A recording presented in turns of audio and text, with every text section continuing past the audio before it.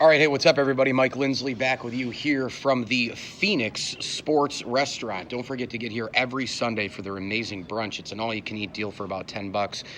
And they had about 200 people here yesterday for Father's Day. They're going to do it next week as well, the week after. So make sure you get on out for that. Also, their lunch buffet is absolutely delicious. $9.95, all you can eat. And, of course, it does include a coffee or a soda. Today, I'm just looking over here. They've got a sirloin burger. They've got some Spanish rice, some meatballs. They've got a slew of awesome stuff. So make sure you get here to the Phoenix Sports Restaurant. And as you can see from the monitors behind me, all the races from around the country are on. You can bet over next door at the OTB. So make sure you come on down for a great atmosphere. They've got awesome drinks in the bottle, in the can, on draft. Desserts are just to die for. The banana cream pie here is absolutely the best I've ever had. And you can, of course, eat the lunch buffet, come for the Sunday brunch, and all the rest of it, and watch the horses on TV and place your bets next door. So Gary Woodland has won the U.S. Open, the 119th U.S. Open at Pebble Beach. And by the way, Pebble Beach just looks absolutely spectacular on television. I would love to go there. For sure, one of the primo courses in all of the country. But how did he do it? Well, he did it a couple different ways. Number one, he had to hold off Brooks Koepka, where I tell you what, Brooks Koepka in the beginning, you kind of saw how he was playing, and you said, oh, here we go again. He's going to win his third straight U.S. Open. He's going to his fifth major. Here we go. He's going to just run away with it and come back and then stomp on him when he's up.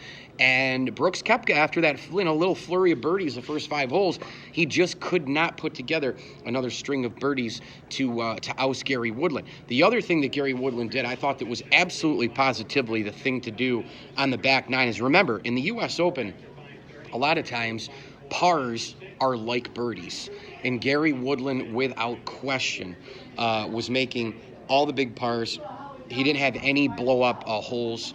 That's where Justin Rose had trouble. That's where Rory McIlroy had some trouble. Getting a bogey for those guys is like a double or triple for us. And Woodland just kind of stayed the course and kept getting pars. He used a lot of toughness in this match as well. And I read Ian O'Connor's piece on ESPN.com about the toughness and the resolve of Gary Woodland when he was younger. Getting injured in a basketball game. They said, you're out, you're not going to play again. He ended up playing a couple days later. He's, gotten through everything. He's played with busted fingers and all the rest of it, and he's really fought a lot of adversity through his life. And then 10 years ago, his father almost died, and he was gone for about 3 or 4 minutes, and they revived him, and he was standing there yesterday on the 18th green, watching his son come off on Father's Day, winning the U.S. Open. It's absolutely, positively tremendous. And, Gary Woodland, to me, also is another example. It's another layer of just this depth of the PGA Tour. It's absolutely remarkable how many players are on tour who have not won a major yet. I mean, Gary Woodland, this is his first major title. If you'd watched him yesterday, you would have thought that he maybe had 2 or 3 in the bag. Well, surprise, this is his first one. You watch Justin Rose, and he won at 2013, the U.S. Open, and I think that was at Marion. Well, I got news for you. If you watch Justin Rose's game the last couple of years, you'd think he's, last, 5-6 years, you'd think he has 3 or 4 majors. But he only has 1, and it just goes to show you how hard it is. Gary Woodland, he's another one of these guys who didn't have a major championship. Look at Ricky Fowler, look at Matt Kuchar, look at Luke Donald, look at all these players who have yet to win a major. It's just so difficult to do it, but yet when they do it, you're stunned that, if you took somebody from outer space and placed them right at the, right at the foot of the green, right at the foot of the 18th green, or the foot of the tee boxes, and watch these guys hit the ball and play for 4 days, when they eventually win the major, you're starstruck, and you can't believe that they haven't won a major before. So this proved a lot of depth on the tour yet again. I think Woodland's game is fantastic. His game sets up for some unbelievable possibilities here. He's 35 years old. He might be hitting his stride now as a golfer, right? I mean, now he's got the major title, and sometimes you see it with players where, they've been on the cusp, they've kind of been knocking on the door a little bit, haven't been able to break through, and then finally when they do break through, it's in a major, major way, and Gary Woodland did that exact thing at the U.S. Open. So now we await the Open Championship. We'll see what happens later in the season with all the other tournaments.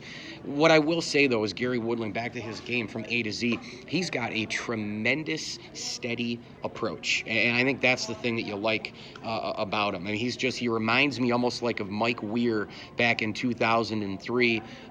Just that steady, fluid, sound approach to the game, and really is pretty good at everything. He's got a little Jordan Spieth in him in that he's not the best driver, he's not the best iron guy, he's not the best putter, he's not the best wedge guy, he's not the best short wedge guy, he's not the best mid-iron guy, but he is absolutely, positively, really, really good at everything. And the 4 days at Pebble, he showed that he is, was the best in a lot of those categories. He's just a smooth, steady rock of a player, and I expect more now from Gary Woodland. So we'll see what happens the rest of this golf season, but I had a really great time watching it yesterday, the final round. It was Father's Day when we went out to dinner, and then I caught the end at night, and really looking forward to the rest of the calendar. The Open Championship, of course, this year in Ireland, so that should be fascinating stuff as well.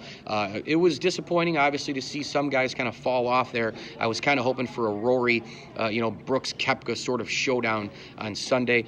That did not happen. Koepka, of course, is just right now. I mean, I think if you take all the golfers in the country, and if they're all playing at their best, you could argue right now that Brooks Koepka is the best player in the world. You could argue it's Rory McIlroy when everybody is at the top of their game. Brooks Koepka is just a guy who's going to be right there all the time. He's going to be a guy you fear. He's going to be a guy that who you could who could be 3-4 strokes behind with 9 holes to go, and it just does not faze him. I thought he was really going to do it yesterday. I really did. And on 18, where he was trying to get that birdie, man alive, he flew that ball. I don't know if there was a Scud missile that we've ever seen like the Brooks Koepka shot there in 18, just absolutely, positively yoking the ball. On an absolute dime, just laser beaming it towards the green, a little bit over on the rough, comes back and wasn't able to get an eagle, which I think would have tied it at that point. But neither here nor there. It was a really, really fun tournament. Hats off to Gary Woodland for your first major championship. Terrific stuff by him. Again, he did everything he needed to do, showed a lot of guts, showed a lot of charisma, and of course, getting pars on the back 9 at the U.S. Open is not a bad thing. It's when you get into the rough, you get up to the green, you've got to make an extra shot, you start bogeying a couple of holes. Next thing you know, the wheels start coming off, somebody else takes your place, and you freaking blew the opportunity. That was not Gary Woodland yesterday. Gary Woodland was steady, he was rock solid, and he is your 2019 U.S. Open champion. Well, I'm Mike Lindsley here. It's 9 Minutes with me on IGTV, YouTube, and Facebook. Make sure you get out here to the Phoenix Sports Restaurant. This place is fantastic. They've got the lunch buffet going on for $9.95 every single day. Includes a coffee or a soda. And, of course, you can stop by every Sunday for their brunch. Terrific stuff here for that. They were packed yesterday for Father's Day at about 200 people. And, of course, you can stop by next door, bet on the horses, get going with that. And, of course, you can go over to the bar and grab some drinks and hang out for a little happy hour every day as well. This place is really fun. A lot of ambiance, all the horse racing on TV, and select TVs have some sporting events as well. Just a fantastic, fantastic place to be. The Phoenix Sports Restaurant is an official sponsor of the ML Sports Platter. I want to thank Mike and Shelly and the gang for always having me out every week. Make sure you follow me on Twitter at Mike L Sports, and you can download my podcast.